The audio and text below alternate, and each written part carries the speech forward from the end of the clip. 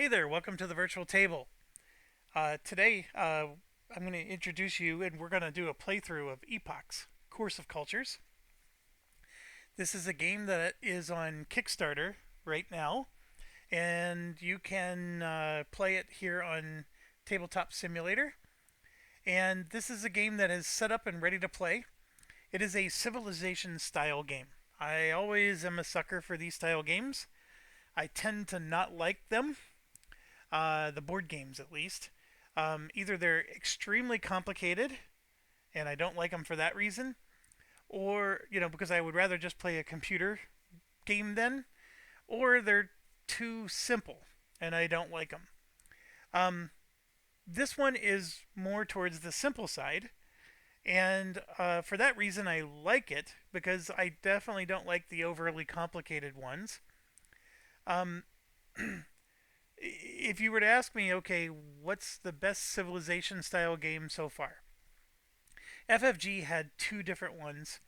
Their more modern one, which is probably what 8 years old now, um, it was based off of I think Civ 4 was even inspired, um, or I'm sorry, Civ 6 inspired it.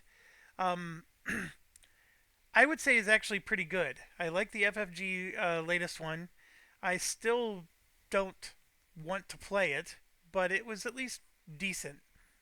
Um, the Czech the CGE game, Through the Ages, is probably my favorite civilization style game, and it's on the more complicated side, which does become a barrier. I have friends who will not play it because it's way too much for them. But I do like that one. I think that one's very well done. Almost everything else I don't care for. Another civilization style game I do like is Clash of Cultures. So you will see me smile and want to play that game, but only with certain people. If you're with somebody who has analysis paralysis, I don't ever want to play that game with them. But anyways, I don't. I guess I'm trying to give you some background.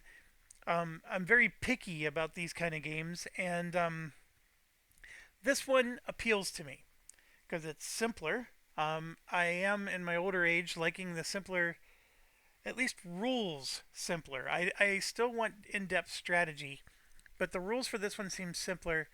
And I really like some of the mechanics that this does. This seems to have some unique mechanics that the other Civ style games don't have.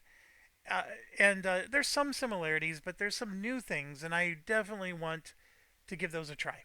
I'm very excited, actually. I've you know, based on what I understand, this is definitely something I want to jump in and play, and of course, I want to share that experience with you.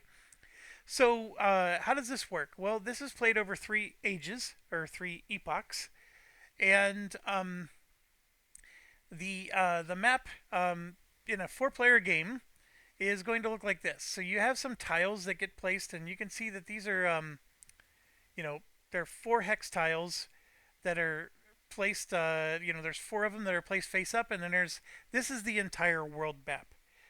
So it doesn't get any bigger than this. This is already mechanic number one that I'm very interested in. Almost every Civ game you play that has these tile systems, right?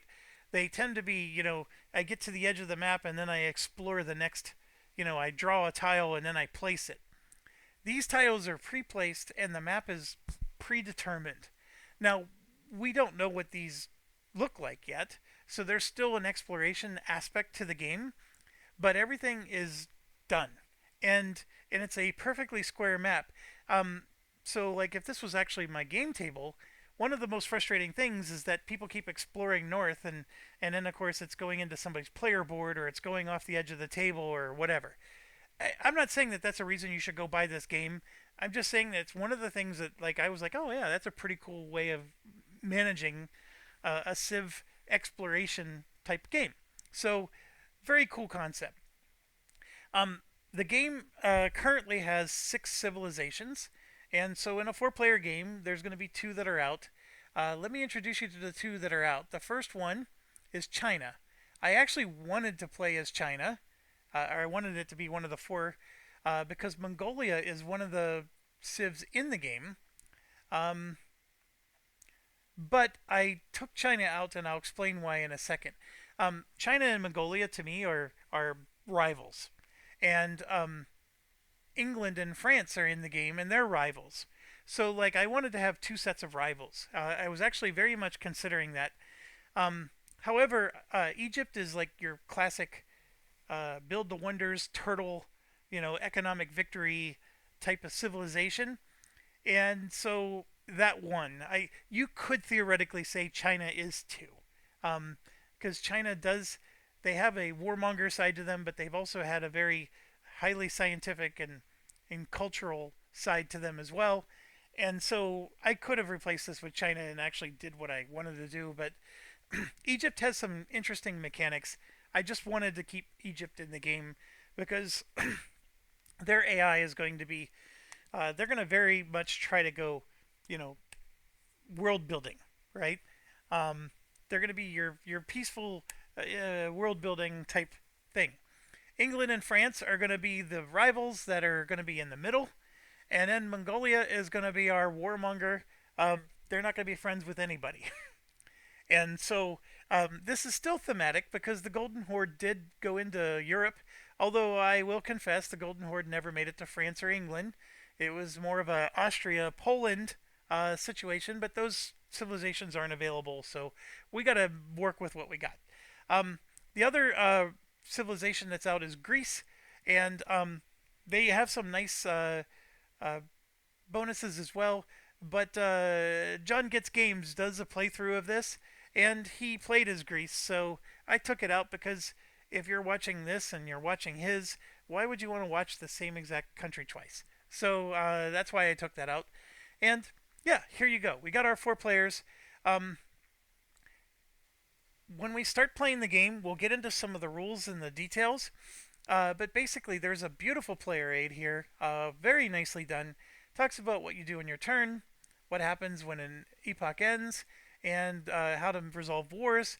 We'll get into all the gory details as we go, but I'll give you a real basic overview, and then we're gonna, end the video, and we'll start turn one on the next video. So, so basically, all players start the game with the same exact boards. So we got a board here that has your supply and demand markers, which will go up and down based on how your civilization grows. And these are your actions here. So this is nothing more than just a player aid of what your action options are and what those actions do. So very nice iconography. Very impressed with that part of the game. This is your government tracker. Everybody starts off as a chiefdom, and then you can progress in your government and go up these different tracks. We all have military, which is axemen here. These are three spots for our inventions, which I'll talk about in a second. And then this is place for your wonders. And then these are our resources. It looks very hodgepodgey, but basically we have one city available. We have four trades. I know they're all flipped over and whatnot. And then we have four expansion tokens, which are, they used to look nice, but because I had to move around the civilization things underneath them, they're not quite as nice. And then you start the game with one of each resource: a food, a production, and a science. So, and there's also a spot for gold down here, which is like a wild. So that can count as any resource. And everybody starts with no gold. All civilizations start with exactly the same thing. And then these are honor tokens. As you can see, there's five of them. They're worth 5 victory points at the end of the game. Honor tokens are something you can lose in battle. So if you're doing player versus player fights, you can steal these honor tokens from each other. Um, and I guess it's sort of like an interesting mechanic of it is when you run out of honor tokens, then it sort of removes the reason for somebody to attack you again. If you have no honor tokens left, then there's less incentive to be attacked. But that's not always. It doesn't reduce that incentive to zero because you can steal locations and things like that. But we'll get into that later. Every player starts with a hand of 6 cards, and basically the gist of it is on your turn you're always going to play one card. So for Epoch 1, we're going to go for 6 rounds. Why do we go for 6 rounds? Well, because you have 6 cards and you play 1 card per round. That card is either going to be played here, and you can see there's only spots for 3 of them. So 3 of the cards must go here, and then the other 3 cards are going to go into the interaction board, which is here, and they're going to be used to get extra actions. So basically, and we'll get into this more when we start playing, but basically, if you play a card here, you're going to get bonuses because these are inventions for your civilization, but you're only going to get 1 action for that turn. Or you're going to play a card here, and you don't get any invention, but you're going to get 2 actions for your turn.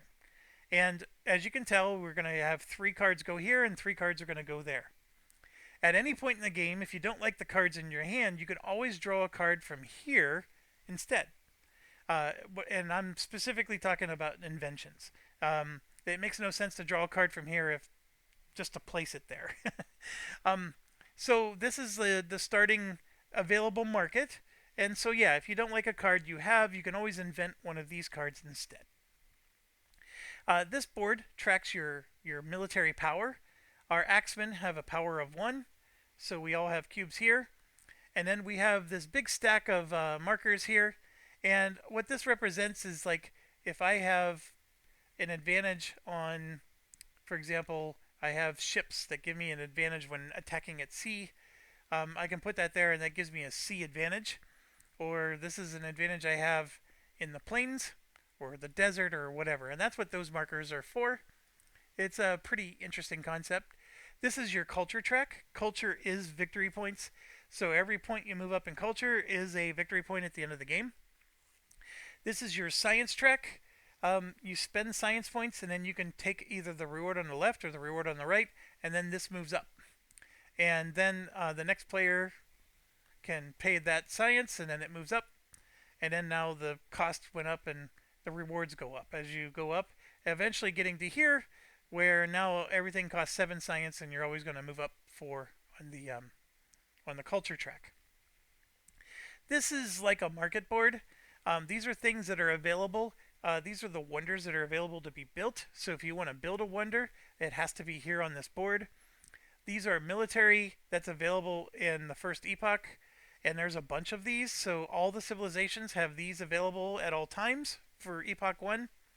So you could always have a spearman and an archer, for example. And then these are military units that are going to be available. And again, you can only buy them if they're here. And as this board fills up, the top one will disappear. So it's a bottom feed. So everything goes in the bottom and out the top. And so once the 5th one comes here, this one would disappear. And then everything else would shift up. There are some, like this is a military unit that's going to become available in Epoch 2. And then these are unique units that are available for 3 of our civilizations. The Greeks had a phalanx that was available for them. And I have no idea why that card's there. That's interesting. But there are some Epoch market cards that are here. So these are the cards that are going to be drawn, and that's going to fill this market board. And that's going to allow us during our turn to do actions to, either improve our military or build wonders, etc. So I didn't want to get into like all the nitty gritty of the rules because we'll do that when we start playing. But that's epochs. So we're gonna do like I said, it's 3 ages or 3 epochs, and each age there's going to be 6 cards every time, and there's 6 turns. So fairly quick game. The rule or the world is predetermined. There are areas to explore, but that tile is always going to be there. You're just flipping it over, and then there's criteria that we'll get into that'll determine how it's oriented. And this is the world that we start in. These little blue cubes are barbarians, and everything else is what it is. So that's it. Welcome to the game. We will get started in the next video, which I won't be able to put out for a bit. But I wanted to get this video recorded right away and upload it, and we'll see you at the table. I'm looking forward to it. I hope you are as well. There is no solo mode that I'm aware of, or there's definitely not a solo mode in this version of the game that I'm using. So we're gonna have to play schizo style, and that's okay. I'm all right with that. I want to try out the different mechanics, and we're gonna try having each player behave a different way. Thanks for watching. As always, stay awesome. See you for turn one.